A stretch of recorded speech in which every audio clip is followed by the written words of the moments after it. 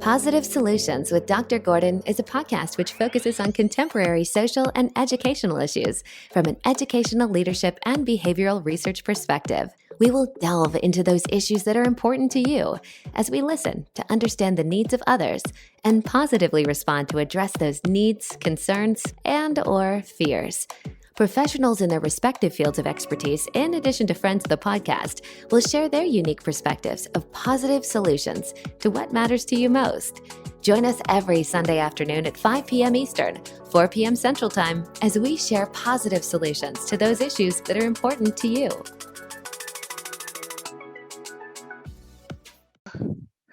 A very pleasant good afternoon to everyone. Welcome to Positive Solutions with Dr. Gordon.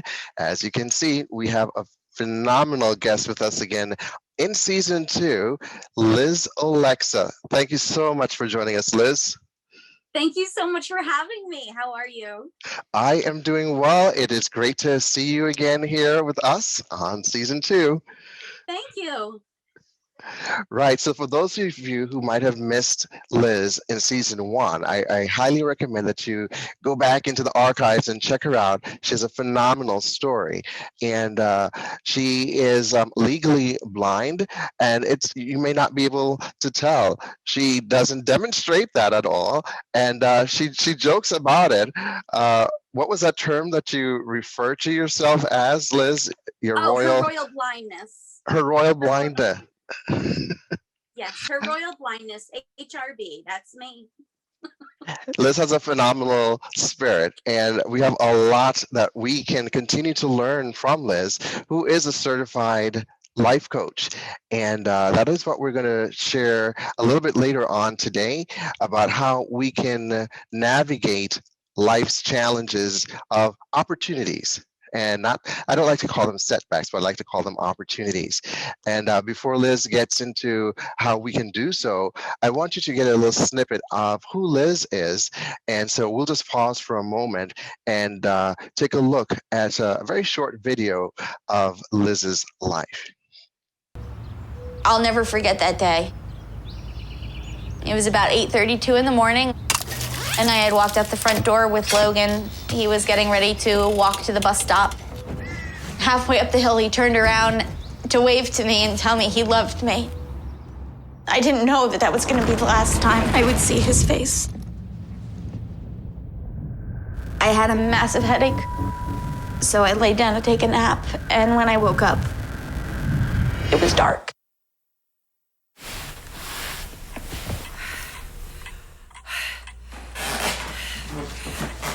I'm scared.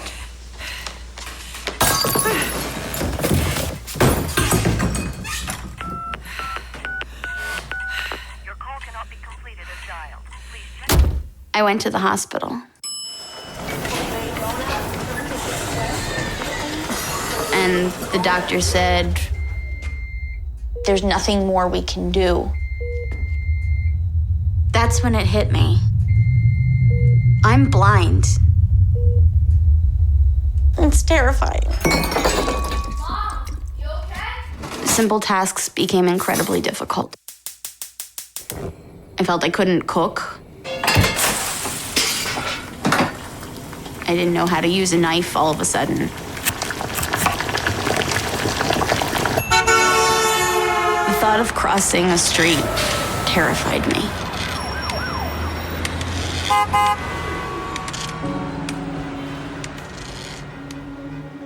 What am I gonna do?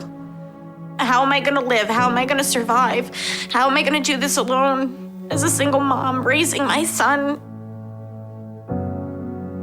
I thought my life was over. And then I got Bryce.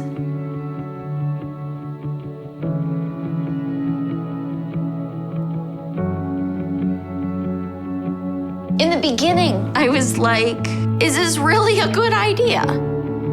I'm putting my life in the paws of a dog. Little did I know that he would become a part of me. Bryce gives me the opportunity to be more independent, be more self-confident, more proud.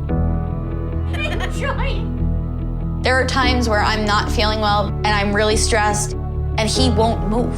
He will just stand there and keep nudging me. Like, Mom, I'm not moving until you're okay. It took me getting Bryce to realize that all I need is to trust myself, and I can make anything happen. Now I stop and think, because Bryce has taught me to appreciate things differently. And there's so much that makes me happy. So much that I didn't even realize was out there.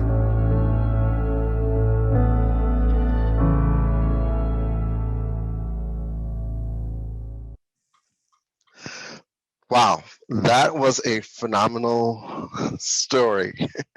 Thank you so much. Thank you for sharing. So how has it been? I mean, what have you been doing since the last time we spoke? I think that was back in November or December that we spoke. It was December, because I was the first show of the new year. I remember that. Oh, okay. Well, thank you. I've been staying very busy. You're quite welcome. I'm staying very busy. I'm preparing to start my master's program in counseling at Rosemont College. Awesome. And I've been completing more life coaching courses and my certifications for that. I'm in the process of my neuro-linguistics programming practitioner certification, which is about teaching and it is. But in short, it's basically using visualization and your mind to rewire itself to think more positively and to change its automatic thought rhythms into moving forward more positively than focusing on the negative aspects of life. And so it's really fascinating for me, but I'm looking forward to being able to implementing that into practice once I complete that certification. Right. No, and we're, when you do that, let us know so we can have you back here on the podcast sharing those wonderful tips and pointers to help individuals across the lifespan to enhance their social emotional well-being, because we want to make sure that we're mindful and supportive and empowering. I remember you did that great. Thanks to you. Yes, I've included that into my vocabulary every chance that I get. And it works.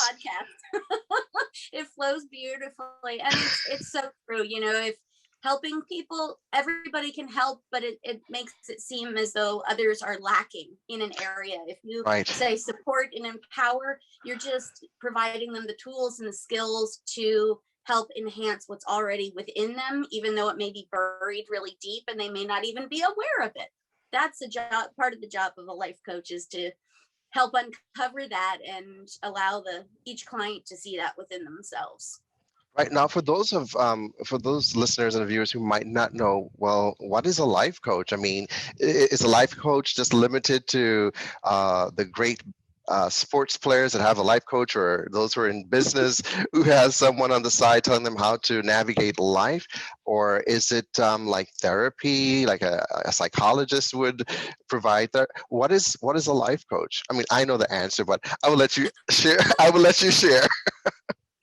Well, there's a big difference, and I'll start out right away. One of the biggest differences between life coaching and therapy is therapy.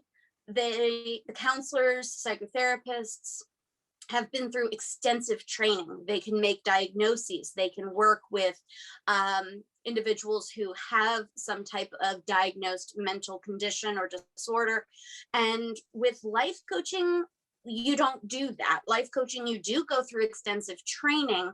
However, you're focusing on the here and now and the future, while in therapy, the counselors have been taught the skills and have been given board and licensing exams and have gone through the experience of uncovering and unpacking our history to help figure out why we respond or react the way we do right now. But they go back into the past. Life coaching is now and the future. And you can't bill insurance for life coaching, but you can bill insurances for therapy, which is another big difference. Right. And also with life coaching, life coaches are many different realms. It doesn't have to be just in one aspect. I mean, I'm a master life coach and certified in, as of right now, 8 different categories, I would say, of life Awesome. coaching: happiness, goal success, confidence, life purpose, mindfulness, just to name a few. And same with therapy, but that's just more of an overall umbrella in the world of therapy. So those are the main differences there. Okay, no, thank you for unpacking that for us.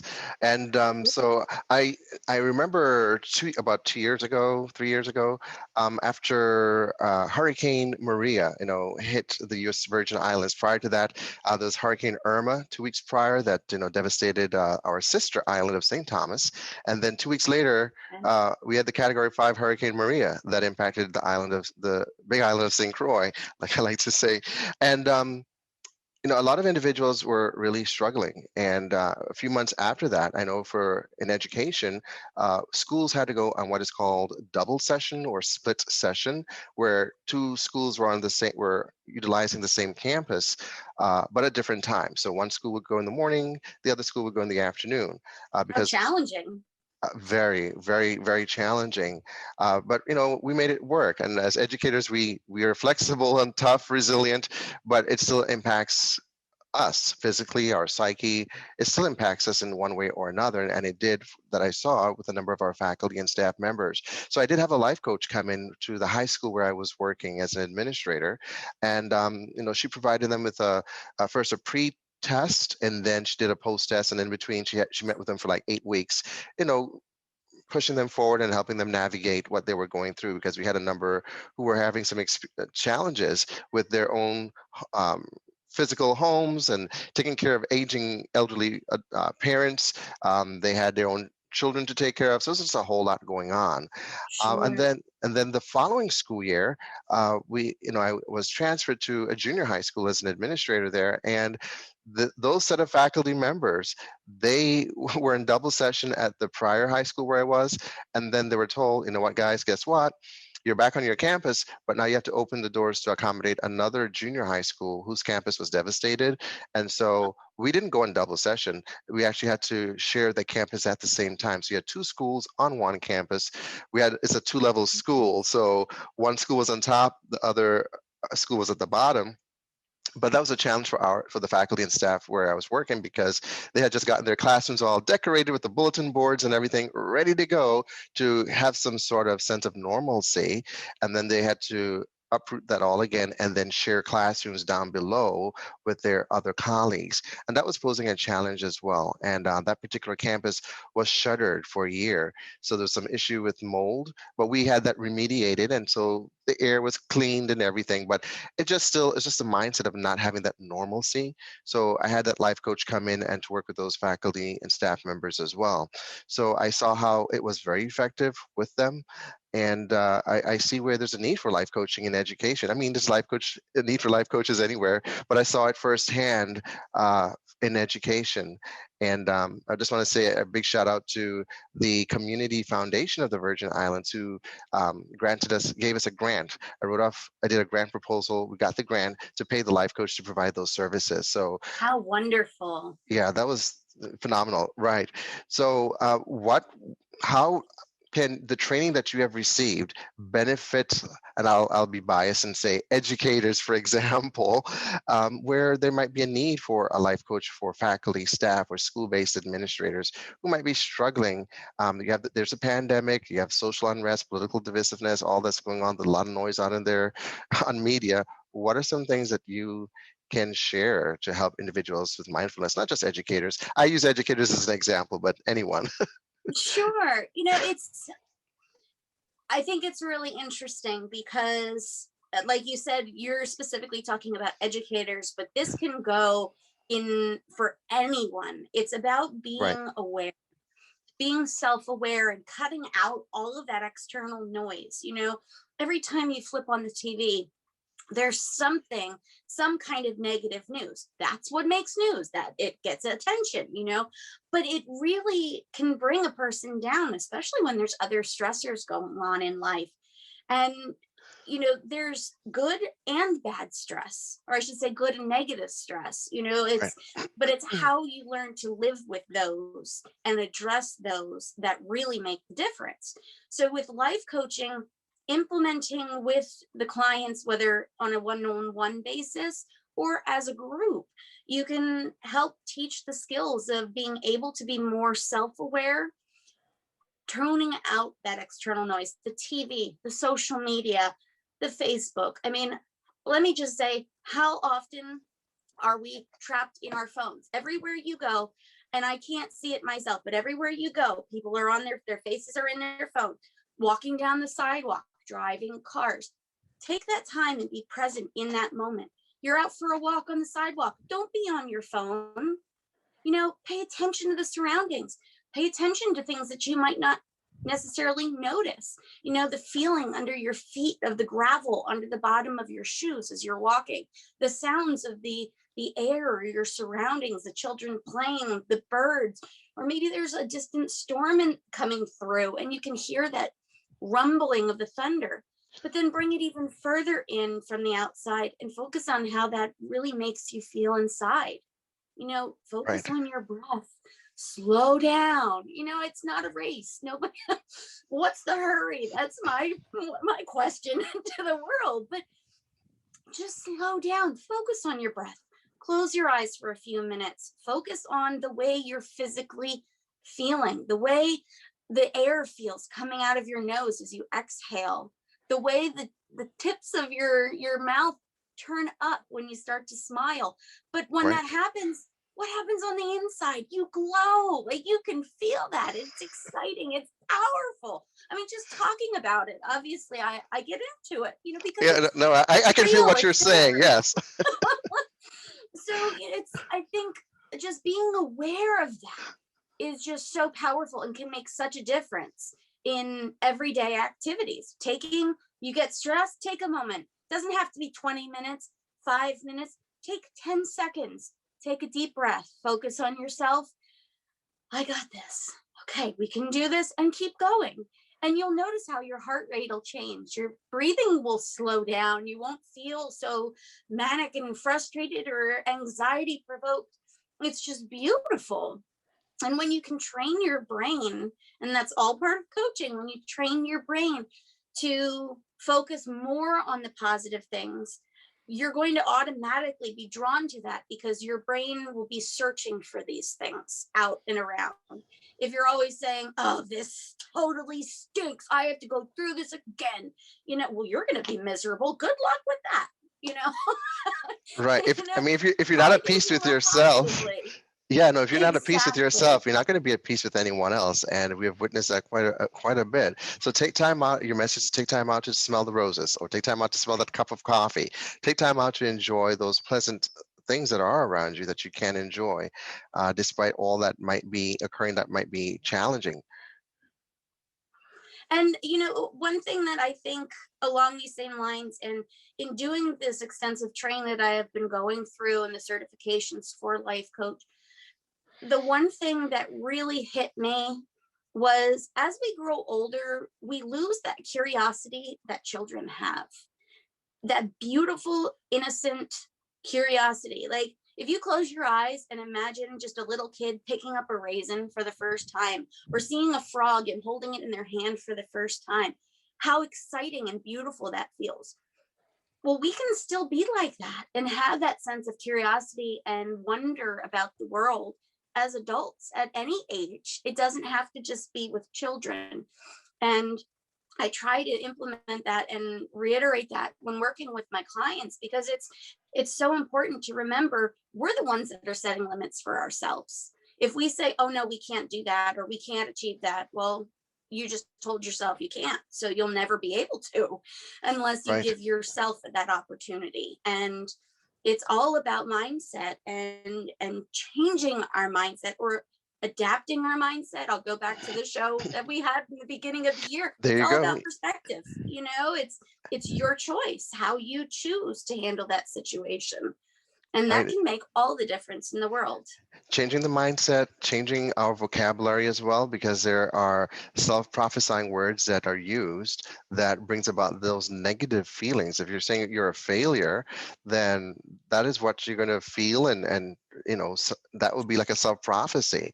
However, if you say, no, I'm not done yet, I'm still learning, and life is like a discovery learning. It's like discovery learning or expeditionary learning. You have to go through it, and you learn to become better. And even though something negative might occur, you can learn from that and not repeat that again and move forward. And so it's about having Exactly. a growth mindset. It's like in the terms of failure versus success, there really is no such thing as failure. It's opportunity for feedback and experience so that you can change your approach and your perspective on how to make it better for the next time around. I love that. Opportunity for feedback. Absolutely. I feel very strongly about that. And to me, it's just so important to understand that you're not going to be able to be positive 100% of the time. I'm not like this 100% of the time. I have my tough days, and everybody will. And it's a matter of making that choice. Okay, I'm acknowledging these thoughts. This is how I'm feeling. I'm feeling sad right now. It's okay. There's a reason why. And now it's my turn to move forward. It's all a process, and it can be a beautiful process. I like to call it a transformation. It's like a butterfly. When you're a caterpillar, you don't know what your purpose is, and you don't know how much hard work it's going to take to make that end result. And once you get there, it's life-changing. Right. And just this morning, I was doing a little walk and some, exercise, and I was doing some self-reflection and asked myself the question, because I'm working on a project, and the pieces of that puzzle of that project has finally come together. And I was saying to myself, well, why? Yeah, no, thanks. And I was saying, why did it take so long? Why didn't I think of this before? Why did it, and I answered that question. It took me a while to get to that answer, because I've been asking this question over and over, like, why didn't I think of this before?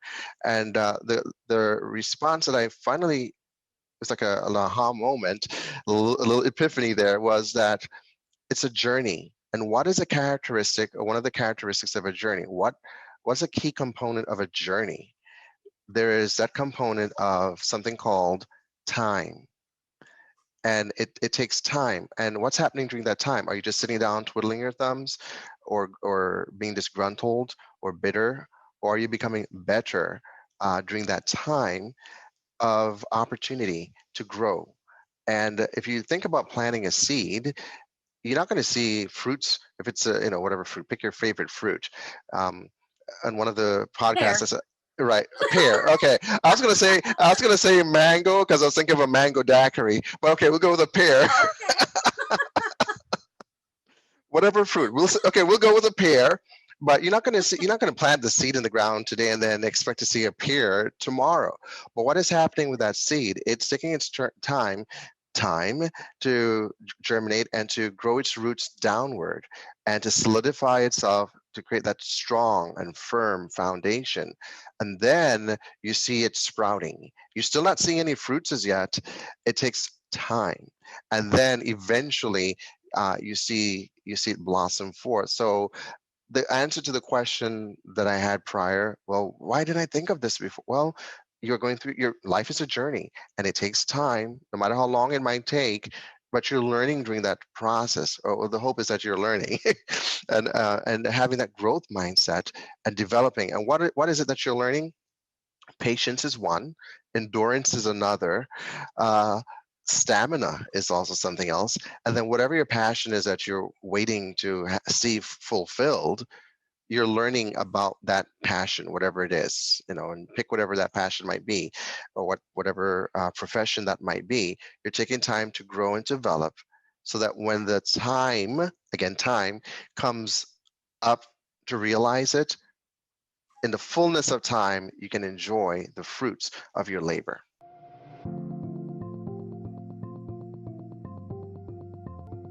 You're listening to the podcast Positive Solutions with Dr. Gordon, which is uploaded weekly on Sunday afternoons at 5 p.m. Eastern, 4 p.m. Central, on your favorite podcast directory.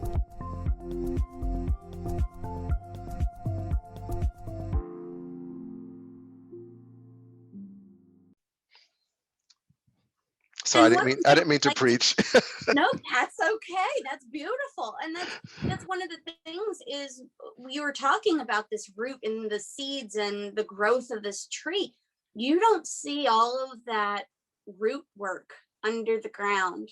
Right. That's the beauty of it, and all of this hard work and figuring out which way to go to find the water and the nutrition under the soil.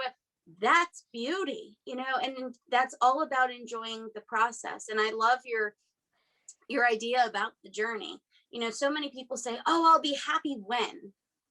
Right. When you get there, you're going to be happy for what? Excited about for 2 weeks? Like, oh, I'll be happy when I get my degree. I was thrilled when I just got my degree, but that it was short-lived. But it's when you recognize that it's the journey that's exciting. The end result is worth celebrating, absolutely, but it's that journey, that's the work in progress. That's where we need to really be mindful and aware of everything that goes on, because it may totally change the end result and make it grow into something even greater, like the desire to go on for a further degree when you haven't even thought about that before. I only bring that up because little inside joke. Yeah, little inside joke there for those listening and viewing this. Yes.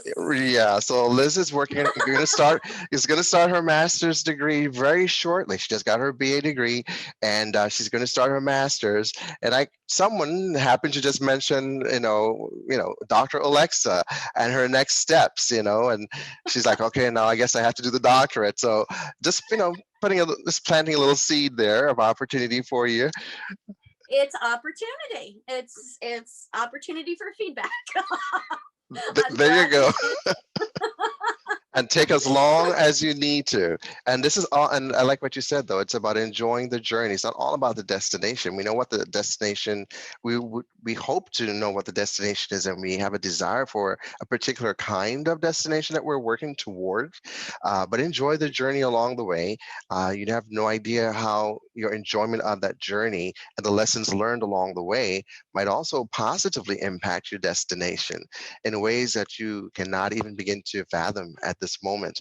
I mentioned in the last podcast with Pastor Peter Twinkle that with the podcast, it has taken on a whole new life that I didn't quite think it would have. And it's like, wow, I don't believe this. This is exciting. Can't wait for school to be ended so that I can really zero in and finish this. I love school and working with the students and the faculty and staff, but that's my primary place of employment. So I have to focus my attention there. But then, Sure. During the summer, there's so many things that we can do with it to help to support and empower others along the way. And so I'm excited that you're also a part of this journey, just providing some tips of mindfulness as a life coach. So what are some tips of mindfulness that you can also share with our listening and our viewing audience? If someone were to come to you and say, Liz, for the next 6 weeks or the next 8 weeks, I would like for you to be my life coach. Here is where I am right now in my life professionally. I have children perhaps working virtually, plus I have a job, and I have aging parents that I have to take care of, and I feel overwhelmed and stressed. How can you help me in the next 6 or 8 weeks? I'm trying to set up a little scenario there for you. That's good, because as soon as you said, how would you help? I just, what are we working with here? Right. So thank you for that. I would really sit down and want to know what their goals are. What's their ambition? What is their end result that they're looking for in coming to me for this support and this encouragement?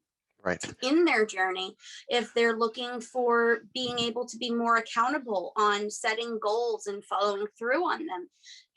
I know personally, for some people, the ideas of making a to-do list or setting goals for the future is just downright terrifying. And I can appreciate that. I get that. So it's learning, reteaching yourself ways, techniques to take a step back. You're not going to be achieving this end goal of not having any stress and being able to focus on all of these aspects of your life at one time. It's a process, so let's break it down. The one example that always comes to me, and it's one of the greatest things I think I've learned in this whole process for me, was when you think about the word overwhelm, what does that mean? The scenario you just gave made it seem like this individual is very overwhelmed, not sure which direction to go with all of these aspects of life. Right. You can't sit down and eat your entire life worth of meals in one sitting. You have to break them up. Right. Even if you think, oh, I can't eat an entire week's worth of food in one, well, some may. That was a lot of practice. I don't suggest that. But if you really think about it, you have to break it down into manageable pieces. So I would work with them, and together we would work out a plan. I might provide, a planner for them to sit down, and I would work with them on starting at a 6-month goal. And then let's break that down. How would we have to divide that up into 3 months, and then 1 month and 1 week at a time until you get down to daily, having I call it a to-do list. It's so great to cross it off and go, ta-da, exactly. Right. Exactly. Easier to do. It's like, oh, I have to do that again. No, ta-da, let's get it done, So that's the whole idea. It's having that accountability partner. And that's what, in terms of sports, that's what coaches do. They're on you. They hold you accountable for these goals of being successful in sports. My job is to hold my clients accountable for achieving their desired results with their own life. Right. And yes, some things may need to change. Some things, it may be as simple as just having a different perspective, a different pair, not of eyes in my case, but just a different set of ears to listen to the situation and say, well, I'm hearing you say this, Correct. Right. Have you considered this as an option instead, X, Y, or Z? Right. It's powerful because you're giving that power to the client. I'm assisting them. Some people call it guiding. I just think it's a very powerful way of self-discovery in being able to move forward. So in a very generalized manner, that's how I would help your client. No, absolutely. And thank you for sharing that. And I'm hoping that it's helpful to those who are listening or viewing. So you're that additional voice on the side, sharing with the client, you got this. What are your goals? And holding them accountable to accomplishing those goals in small chunks. And, don't bite off everything in one big bite, but break it down into small pieces that you can navigate and accomplish it, and then have those ta-da moments of checking off. And would you also have them to celebrate their successes, no matter how simple it is? That was going to be when you were done, I was going to say, and that's one of the biggest things, is so frequently we forget to celebrate our own accomplishments, or even things that we're working with other people. And it's so important for us as individuals, but for our brain and our endorphins and our hormones to be acknowledged. Like, you did this, you put this work and time in, you made this happen, and you deserve to celebrate that, however it may be. You don't need to go lavishly out unless that's in your means, or you can do something special. Sit down and watch a movie with your family if that's not something you do very frequently. Have a pizza night or a popcorn family night, family games, whatever it happens to be. Correct. Celebrate that and make sure that you recognize that you did that hard work. You put that time and that effort in, and you made it happen. No, and absolutely. To hear somebody else say that they're proud of you for your accomplishments is unbelievably powerful. And I use that quite frequently with my clients, because I feel what they're feeling. I want to feel that excitement, and I want to celebrate alongside of you, because I'm witnessing this transformation, and it's incredible. Right. No, absolutely. And when a person has made those accomplishments, you want to have that support network in place as well, so that they can also celebrate with you. So would you also, as part of the plan, treatment plan, I don't know if you call it a treatment plan, but a life coaching plan with a client that they also have one or two accountability partners or a support network in place as well, in addition to you, like friends or a family member or someone they trust, or that. Absolutely. And that's important. But the thing is, not everybody has that, unfortunately. Right. So during that time, I provide that through my services. That is what I'm offering to them. And I encourage people to reach out to people within their family, friends, network for that extra accountability and that extra support in whatever way they may need. But truthfully, some people just don't have that. And that is my part of my job, is to be that person for them and their accountability partner, their self-discovery advisor. That is my purpose. Right. And I enjoy every moment of it along the way. It's powerful for them with their transformation, but it's powerful for me to see that I am able to support and encourage and empower other people in their journeys while following my own. Right. No, it's rewarding on both ends. It's a win-win situation. Seeing the growth and development of someone and helping supporting them to accomplish their goals that they have for themselves. And it's also rewarding for you to know that you were right there alongside them to accomplish it. Just think of a coach, a basketball coach, for example. I like basketball, or a football coach. Pick whatever sport it is. When the team wins, what happens? I mean, is a coach just sitting there, disgruntled? No, he's there celebrating too with the players, and so it's all a part of that enjoyment, because there's a lot of work that was put in together, the coach as well as the individuals there, in this case the life coach as well as the client. Would you also recommend for the client to pencil themselves in their schedule of things that need to get done? Because sometimes life is so busy, we plan all these things that we have to do next on our calendar, that sometimes we tend to neglect our own needs, and we don't take time out to have some me time, some alone time. So would that be something that would be recommended as well? As long as it works with their specific situation. Everything is on a personal basis. True. So for example, I know with my schedule, I personally, every morning before I get up, I lie in bed for about 10 minutes with my eyes closed. I do some deep breathing. I set my intentions. I tell myself I'm strong. I may face obstacles today, but I'm going to work through them. I may not figure it all out today, but I will in time. I can do this no matter how I'm feeling that day. I have a significant amount of health issues, so frequently I don't feel well, but I do what I can. And I tell myself in that 10-minute of mindfulness in the morning, that is my time. That is my time to acknowledge who I am, and that this time and every moment during that day is for me.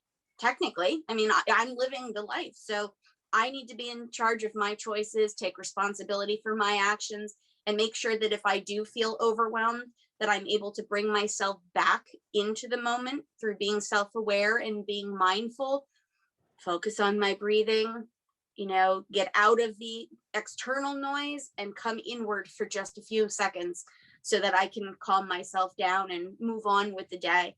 And I think that's so important for everybody, whether it be doing that while you're laying in bed in the morning, whether in the shower.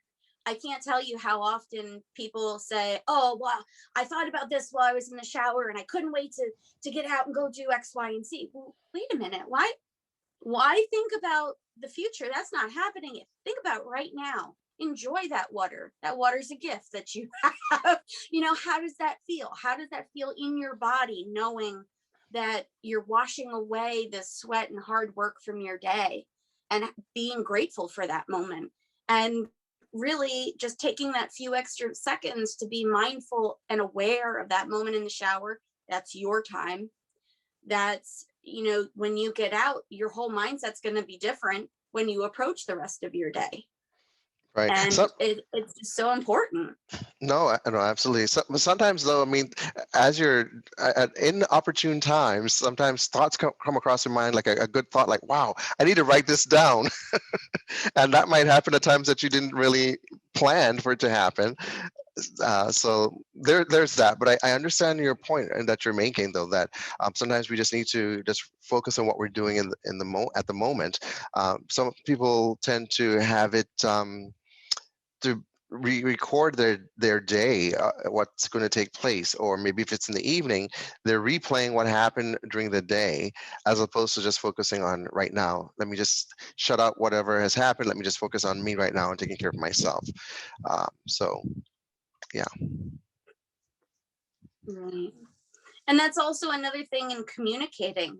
So many people are so quick to, while the other person's still talking, they're trying to come up with something in their head to say in return, and they're not even communicating at their highest ability at that point, because they're so focused on their thoughts rather than the other person.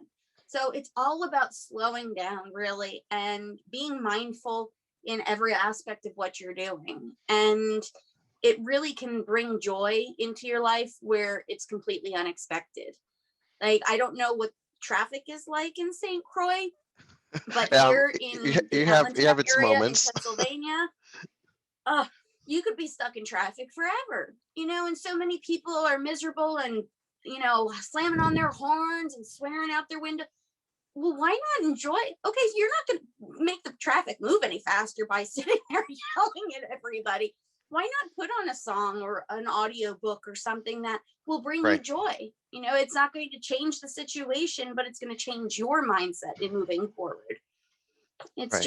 It's little things that amount to a big thing in the end. Right. They're all little ingredients to make that giant cake. No, absolutely. We may not have control over the outside circumstances, but we do have control over how we choose to respond to it. Respond versus react, because respond bears a little bit more of mindfulness in place compared to reacting, where you just have an impulse to react to the situation. So it's about being still within, Exactly. being at peace within, and having that quiet time, like you mentioned early in the morning. Just find that quiet spot. Some people might prefer to do so while in bed. Some may prefer to go to their favorite recliner or chair, wherever is your little Sure. your area, to just do some meditation. Or some people want to have like devotions and just read maybe the Bible, or read a book that helps to create that positive feeling within, so that they can start their day empowered and refreshed, rejuvenated, because you have no idea when you step out of the house what on earth it is that you're going to meet. But whatever it might be, you're equipped to deal with it, and to go through the day, and then know that you have something to come back to when you return as well.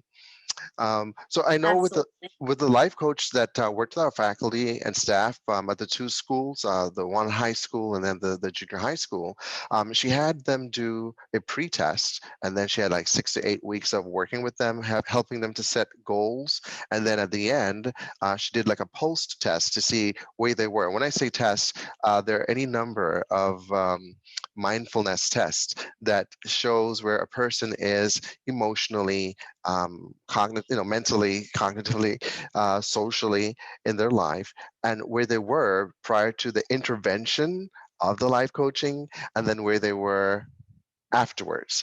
And so I was putting on my quantitative research cap, because I was interested, yes, and I'm interested in an individual's well-being. I also am interested, and I love quantitative research, as I kind of slip that in there, Dr. Oleksa, to be. Where we look at numbers, and we crunch the numbers to see if there's any Maybe someday, maybe. take your time whenever you want to. But I was also fascinated, in addition to the well-being of the faculty and staff that received that intervention to help improve, to enhance their social emotional well-being, I was also interested in their numbers. And of course, there's two too little amount of individuals that participated to have any sort of statistical significance. So you need like a large group. So basically what was done at the high school and at the junior high school by having a life coach come in and having the results of the pre and post tests, that is what is called anecdotal research. And so it's just based upon my experience on an independent level. The highest form of research is empirical research. And I just share that just for the fun of it. No, but just so that individuals can know that there's a difference between anecdotal research and empirical research. And my mind just reflects back to last year when some doctors were pushing a particular drug to deal with the pandemic, the COVID pandemic, saying that hydroxychloroquine would be effective, whereas it's not proven to do so.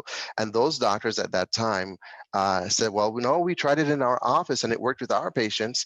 Well, that's anecdotal research, and empirical research is a little bit more, it's a higher form of research, and it requires more in-depth and a larger scale of participants, and it can be replicated. And so just wanted to highlight the differences between anecdotal research and also empirical research. Because that's what I'm doing. I'm actually putting that information together, and I'm hoping to get it published this summer. So it's just anecdotal, Good because for you. thank you. No, it's just 2 schools, very small number of participants.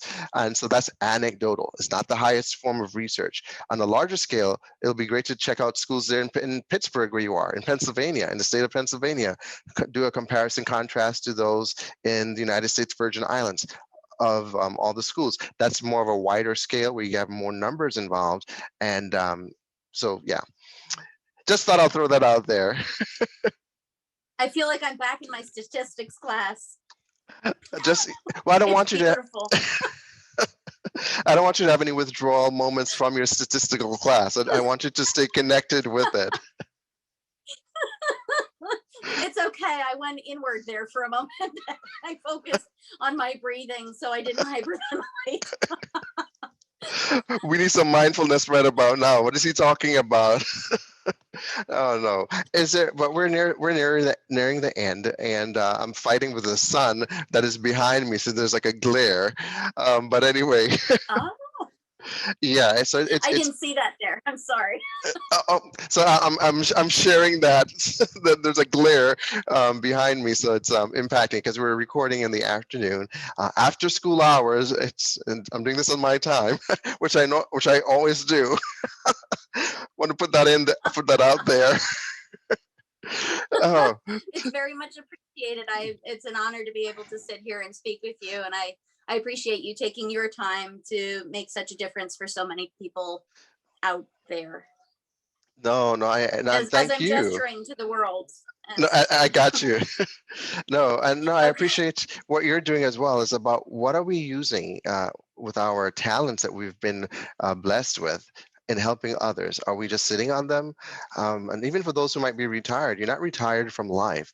What you spent a considerable amount of years and money to get a degree or to become the expert in a particular field, but now that you're retired, what are you doing with it? Not that you have to punch a clock or sign a timesheet, but are you utilizing whatever skills you have to bring about a more positive impact in the world and make it better than how you met it?